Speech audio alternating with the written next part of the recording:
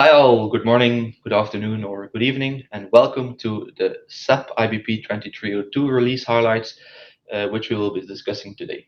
I'm Robin from Flexo, and I'm the domain expert in IBP solutions, and today I'll guide you through 5 interesting features which can be of use or can be of importance to your organization, which can help you bring your value to your organization.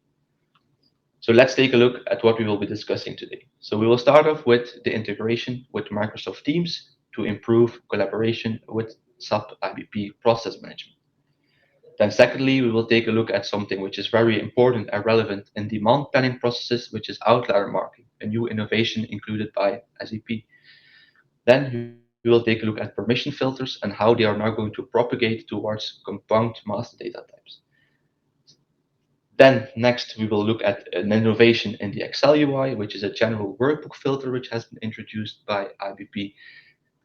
And lastly, we will take a look at a mass change wizard which has been introduced to deal with business users and business roles in a more efficient and timely way.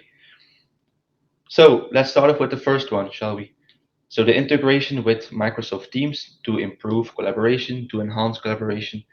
Um, SAP IBP process management and now the collaboration with Microsoft Teams is of course aimed to bring people, bring processes, and bring tasks together in one collaboration environment, let's say, in order to, of course, with the main goal to reduce the cost of collaboration and to improve and also accelerate decision making.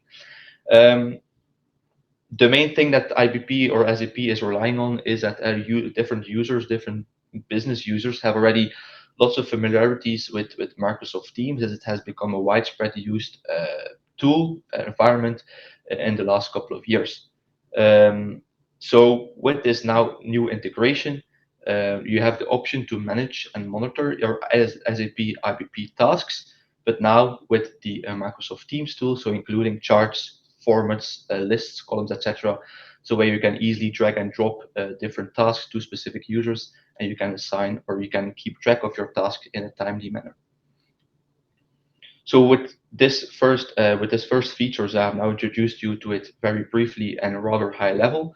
Of course, if you want to know more details, SAP has already prepared a video on this specific topic. So if you want to get to more details, get to know more about this specific feature, don't hesitate to head over to the SAP YouTube channel where the video will be located. Next to that, I want to move to the next topic, which is the outlier marking. So outlier cleaning or correction in general is a widely used and well-known process in demand planning processes, which is of course aimed at improving your data reliability. With now the new innovation of outlier marking, business users will have the opportunity to mark specific periods, specific data points as either an outlier or non-outlier, a little bit independent of what the system is proposing. With regards to setup, with regards to use, it's very simple, it's very easy. It's just another key figure which needs to be maintained, which needs to be made available to the planners, which they can maintain in order to mark specific data points as an outlier or non-outlier.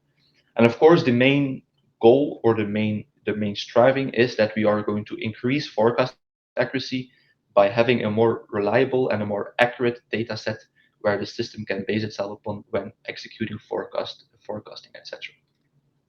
For example, we want to, if you can improve the data reliability or the accuracy of the data by including business insights, business knowledge that certain users have, of course, which the system does not possess.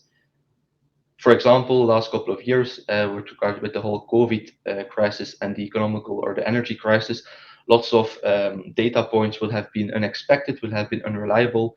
So here you have the business knowledge which can come into play in making sure that the data is more accurate, more reliable to move on to the next steps in the demand planning process. Now on the next slide, I want to show you a rather simplistic but a very straightforward and clear example of how it works. So everything starts, of course, with the sales, and then in the background, IBP will be calculating boundaries, so a lower bound and an upper bound. If a specific value falls above or below the boundaries, then it will be automatically corrected by default. So that's what you see in March and in July. So by default, these values will be corrected. But now with these new innovations, we have two specific cases, so May 21 and September 21, where in case one, so in May, the value falls clearly within the boundaries, so it should not be considered as an outlier by the system. But now the planner or the user can indicate it as an outlier and make sure that it's corrected in the final result.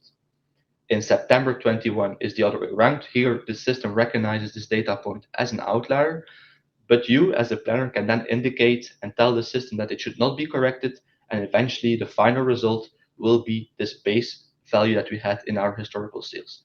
So that is what you see in these 4 periods, what I have been discussing. So March and July is the default behavior. May and September are the cases in which you, as a planner, can intervene and where you can sway the system in order to deal with it in a different way. So again, outlier marking, a very interesting process, a very useful process within your organizations for people working in a demand license. So definitely something to include because it brings added value to your process and to your demand accuracy, let's say.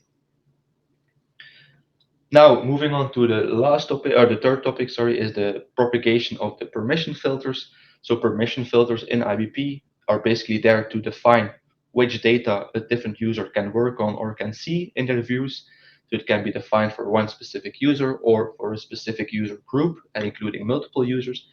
And as you can see in the blue box with the 2302 release, now the permission filters can be propagated from a single master data, for example, on a product or a location, to the compound set of master data, for example, in this case, product location.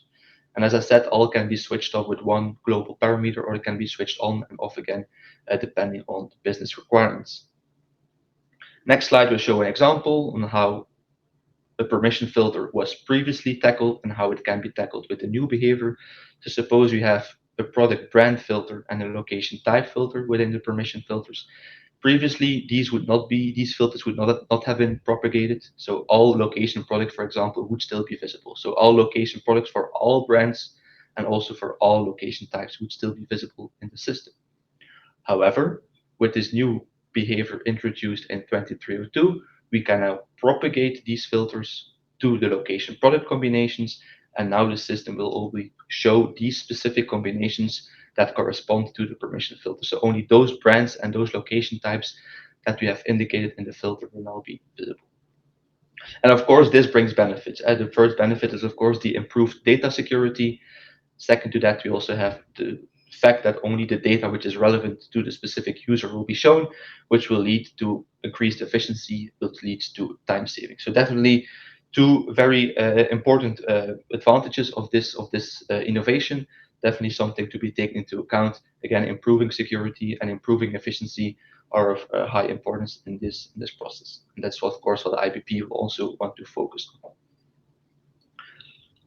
Moving on to the fourth topic, which is an innovation in the Excel interface. So we have the Excel interface, the web interface.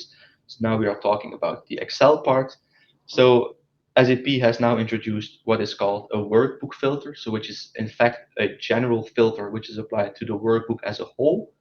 And on top of that, then users can still apply additional or more specific filters on top of those worksheet or workbook filters for specific worksheets. So the final result that you will see in your planning view will be a merge, so a combination of the workbook filter and the worksheet filter. So suppose, for example, you have a workbook filter on product A and a worksheet filter on product B. In the final result, so in your planning view, you will see then combination for product A and product B appearing in your planning. So this workbook filters or in general workbook settings will be there in IBP in the Excel UI as a collapsible side panel where you can define all your workbook filters, so workbook settings, meaning that they will apply to the workbook as a whole, so to all underlying worksheets. So if we take a look at how it looks in the Excel interface itself, so what is there highlighted in the yellow box is that collapsible side panel, which you can easily collapse and expand, where you can define your workbook filters, or also, like as I said, other workbook settings, for example, the versions or the planning scope that you want to look at.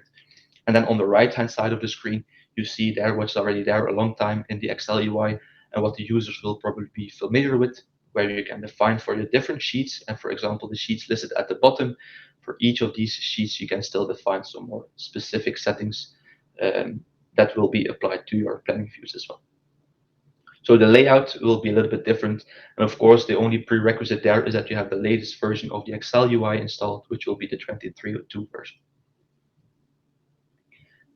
Now, moving on to the final topic for this release highlight will be the mass change wizard for business users and business roles, which has been introduced with this new release. And again, this is aimed at improving user friendliness, improving efficiency, and related to time savings, of course, by now allowing mainly administrators, I would say, to change business users at once, multiple business users at once, or even business roles at once. I suppose you have different users in your system that you want to assign a specific role to. You can now do that in one mass change as opposed to doing it in separate iterations.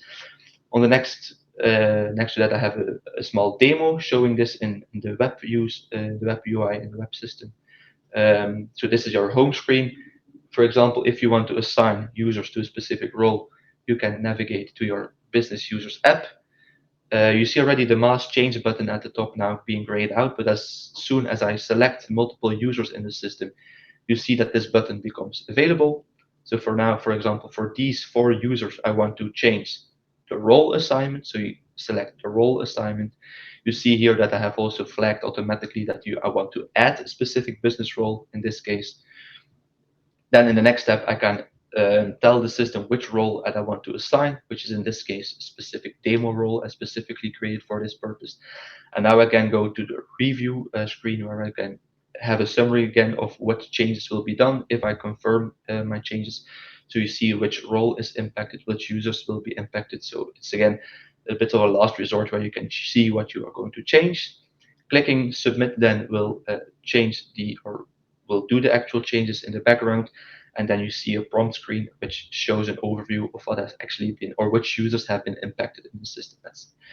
So again, as I said earlier, it's aimed at improving user friendliness, improving efficiency by saving time, and the cumbersome task of assigning specific users one by one has now been enhanced with this mass change wizard in IBP. So that's what I wanted to discuss with regards to the 5 topics or the specific topics for this 23.02 release. Of course, if you want to know more about any of these specific topics or about our IBP solutions or digital supply chain solutions in general, don't hesitate to visit our website, and the link is highlighted here as well on the screen, and get in contact with our domain experts because as we are most willingly to help you with future-proofing and improving your digital supply chain towards the future. So then I think the only things for me left to do now are to thank you all for watching and invite you to our next update video or our next release video, which will be in about 3 months about the release or new topics of the 23.05 release. So thank you all and bye-bye.